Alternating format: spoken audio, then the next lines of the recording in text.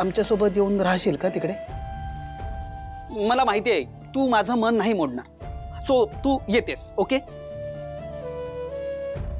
Yes yes yes yes yes yes yes. मला माहिती होतं आई, तू मला नकार देऊच शकत नाही. थँक्यू आई, thank you thank you thank you so much. बरं लवकर ये, मी तुझी वाट बघणार आहे. हा लवकर लवकर यायचं. हा चल येऊ मी. Bye bye. बाबा आई आमच्याकडे राहायला येतेय. येस. एक्सक्यूज मी बाबा.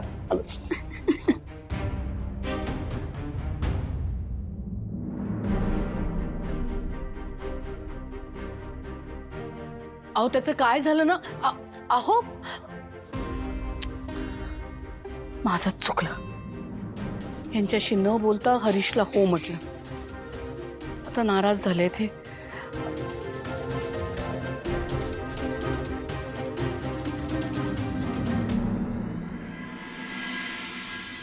एवढंच पापड? अहो ऐकताय का? या ना बाबा. हो.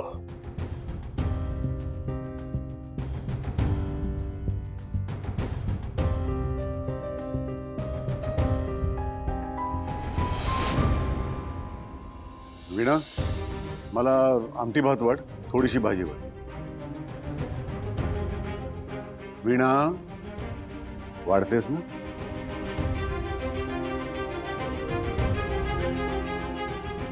बाबा खरं तर तुमच्या आवडीची तांदूळशाची भाजी केली होती, वाढू का? नको. काय झालंय बाबांना? ऐंशी असं का बघते? काय रे वरद, अभ्यास चालू आहे ना नीट? हो बाबा, आईने हाक मारण्यापूर्वी मी इतिहासच वाचत होतो. इतिहास? इतिहासात रमायचं नसतं, भविष्याचा विचार करायचा. घडून गेलेल्या गोष्टी इतक्या मनावर घेऊ नये. गणिताचा अभ्यास कर, गणितावर फोकस कर, कळलं? आणि वरद, तुझ्या गणिताचा अभ्यास मी घेत जाईल. अरे काय आहे, आता माझ्याकडे भरपूर फावला वेळ असणार आहे ना. एकटाच आहे मी आता घरात. अरे हो, आई तर आता हरीशकडे चालली आहे ना. बाबा तर रिकामेच आहेत. एक मिनिट, हरीशने फक्त आता विचारले, काही ठरलं नाहीये. पण तू तुझं गृहीत धरून चाललाय की तू जाणार आहेस त्याच्याकडे. आता नाही सांगणार आहेस त्याला? अहो आई मग आई तुम्ही इथली काळजी कशाला करताय? मी आहे ना, तुमच्या माघारी व्यवस्थित घर सांभाळेन मी. सकाळी लवकर उठेन आणि दिवसभराचा मेन्यू ना सकाळीच ठरवून ठेवेन मी. डब्यात कुणाला काय आवडतंय काय नाही हे सगळं व्यवस्थित बघेन. आणि हो, रोजची भाजी रोज आणेन. तुम्हाला आठवड्याची भाजी एकदाच आणलेली आवडत नाही ना, म्हणून नका काळजी करू, जातो. वा, बायको असावी तर अशी. वा वीणा.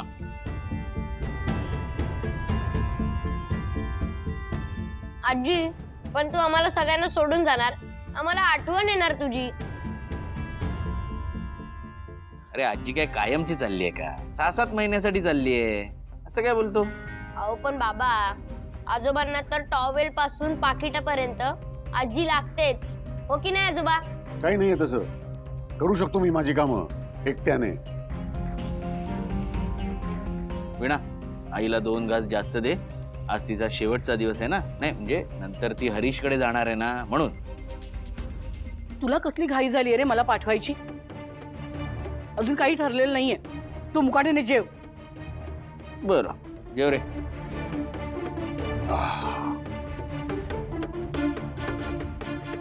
अहो आणा. असू दे लक्ष्मी, मी ठेवतो. अहो मी ठेवते ना, काय लहान मुलासारखं करताय? तसंही तुझ्या घरात तर शेवटचा दिवस आहे ना हरीशकडे जाण्यापूर्वीचा. ठेवतो मी. सोड. अहो काय लहान सोड मुलासारखं लक्ष्मी. वागताय तुम्ही? आई लक्ष्मी बाबा, तू मी ठेवते.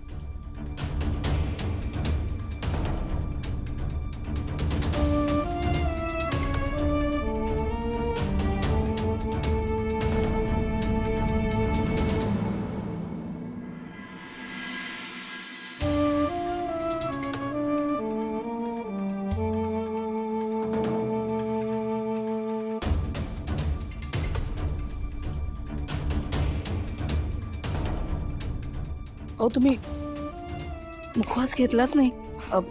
हे घ्या.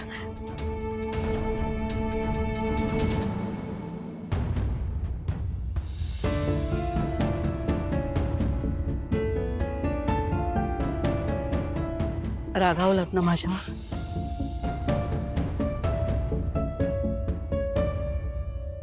पण माझी बाजू समजून घ्या ना तुम्ही. अहो मला माहितीच नव्हतं, तो अचानक आला आणि म्हणाला की आई तू सिंचनासाठी आमच्या घरी राहायला चल. मला काही कळलं नाही, म्हणजे मी ताबडतोब नाहीच म्हटलं. मी म्हटलं तू एक काम कर, सिंचनाला घेऊन इकडे ये, आम्ही सगळे आहोत, सगळे काळजी घेऊ.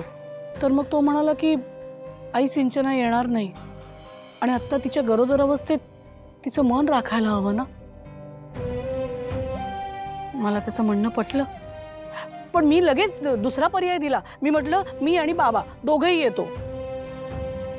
तर तो म्हणाला की दोघंही तुम्ही तिकडे आलात तर मग घराकडे कोण लक्ष देणार, सगळी जबाबदारी मग विणाच्या खांद्यावर येईल ना, कारण आपला संतोष तर काही मदत करणार नाही. तेही पटलं मला. आणि मग त्या उपर तो म्हणाला की आत्ता त्याने जे घर घेतलंय ना तिथे म्हणजे जागा छोटी आहे, तेव्हा सगळे नाही राहू शकणार. मग त्यावर काय बोलावं मला काही कळेच ना. मी आपली त्याच्याकडे बघत होते आणि मग त्याने आपला समज करून घेतला की मी होकार देते म्हणून. तो काही थांबलाच नाही मला पुन्हा विचारायला, ताबडतोब निघाला आणि मग तुम्हालाही तेच बोलला तो. आणि मग तुम्ही रागावलात. म्हणजे लक्ष्मी, त्याने तुला गृहीत धरलं, तू मला गृहीत धरलंस. माझ्याशी काही एक न बोलता, चर्चा न करता परस्पर तिथे जाण्याचा निर्णय तू घेऊन टाकलास. बर. अहो असं का बोलताय? मी तुम्हाला कसं गृहीत धरेन? आणि तुमच्यापासून दूर राहण्याचा तर मी विचारच करू शकत नाही. पण मी आई पण आहे ना हो. माझ्या मनाची अवस्था तुम्ही नाही समजून घेणार तर कोण समजून घे? मला सांगा, हरीशने आधी येऊन हे तुम्हाला त्यांनी विचारलं असतं तर तुम्ही काय म्हणाला असतात सांगा बघू मला. असे रागावलं असतं का? लक्ष्मी, मी रागवलो नाहीये ग तुझ्यावर. म्हणजे रागवलोय थोडासा, पण घाबरलोय हो. थोडासा. म्हणजे बावसळलोय. म्हणजे मला कळत नाहीये, सुचत नाहीये काय करावं. लक्ष्मी, तुला माहिती आहे ना, आपलं लग्न झाल्यापासून माझा प्रत्येक दिवस हा तुझ्याबरोबर सुरू होतो आणि मावळतोही तुझ्याच सान्निध्यात ग. म्हणजे तुझ्याशिवाय जगण्याची मला नाही ना सवय अजिबातच. अगं प्रत्येक क्षणी तू अशी असतेस ना, माझ्या आजूबाजूला समोर असतेस ना, म्हणून मला जरा असं कळत नाहीये काही. ते बघ लक्ष्मी, मला मान्य आहे आत्ता हरीश आणि सिंचनाला आपली गरज आहे. अगं तू हरीशकडे जायलाच हवंस, तिकडे जाऊन सिंचनाची काळजी घ्यायलाच हवीस. अगं सिंचनाची तब्येत सांभाळणं ही आपली सगळ्यात मोठी जबाबदारी आहे ग आज. हे कळतंय ना मला, मान्यही आहे ग.